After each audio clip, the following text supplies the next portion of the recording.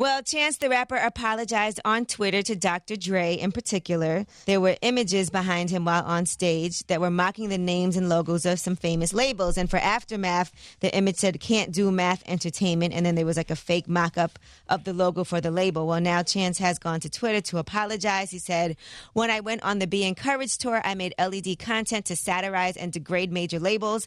I made the mistake of including imprints, which not only dulled my overall point of trying to uplift artists, but also singled out artists-owned ventures that have only worked to progress the culture. Dre is a premier example of creating space for wealth and ownership in an industry designed for creatives to be the foot soldiers. His work with Beats, Compton Schools, and artists like Kendrick, Game, Eminem, Pop, Anderson .Paak, 50, NWA, and others is unmatched in how I inspire to be." So either Chance trying to get a beat from Dr. Dre or Dr. Dre made a call to Apple like, don't put out his next project or something.